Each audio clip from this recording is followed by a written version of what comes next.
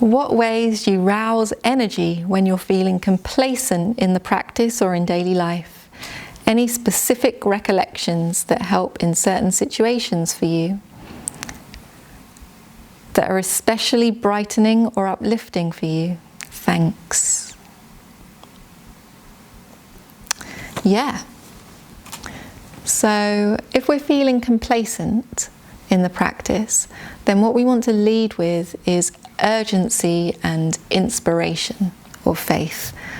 These two make us want to practice. So the best one for urgency is mindfulness of death. Mindfulness of death has this incredible quality of helping us get our priorities straight, especially if we practice it with a lot of sincerity.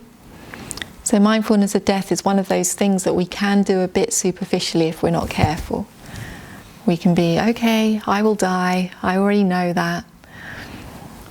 And it doesn't quite hit the spot with the urgency. But if we really contemplate, plenty of people dying every day who are younger than you for all kinds of reasons that they didn't expect. Really, we could die at any time.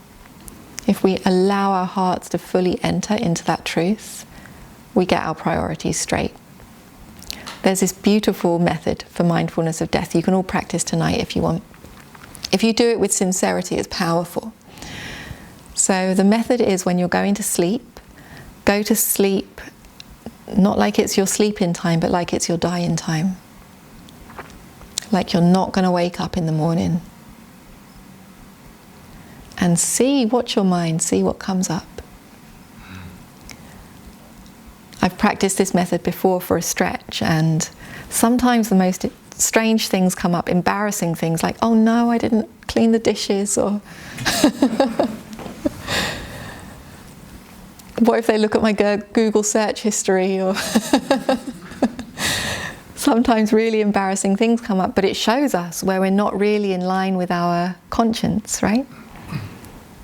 Or where we're not really aligned with our priorities, or we think, oh, I wish I had made time for this, I should have done this more. In that moment I was wasting time. I wish I had cleaned up this relationship, or put more quality time here, or whatever it is, right? Whatever it is for us, it will come out if we practice mindfulness of death really sincerely. So there's one you can all have a go at tonight. The other thing that we can lead with is faith or inspiration. So if you love the Buddha, then Buddhanussati, remembering the qualities of the Buddha, will do it for you. Put yourself in front of the Buddha, bring to mind all of the things about the Buddha that you love. It will make you want to meditate. If your connection with the Buddha isn't so strong, then maybe you bring yourself into relation with the Dhamma, or with a certain memory of your own practice that really inspired you, a memory of a living teacher that's inspired you, memory of a fellow Dharma friend that really inspires you. We want to consume inspiration and sustain our attention on it, and that will make us want to practice. So these are my two top tips. They're not mine, really. They're the Buddha's top tips. And the other thing that you can do is to go to your favorite meditation object. So sometimes if we've been with the same object for a long time, we might have fallen out of love with it a bit, or we've let the quality of the relationship fall away a little bit. And sometimes just temporarily as a medicine, we can bring ourselves to a different meditation object that we really love, or we've got fond memories of being with. So you could do loving kindness to all the kittens, for example. Very difficult to feel bad about doing loving kindness to the kittens or to the puppies.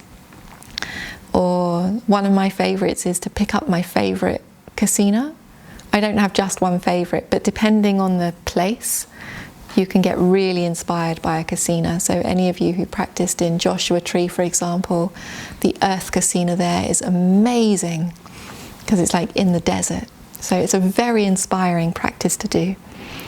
Or any of you who were on the Hungary retreat last year, Light Kasina there was amazing because we had all these big windows and sunny views out over the valley and sun coming in through the tree house at 4:30 in the morning. So their Light Kasina was very amazing.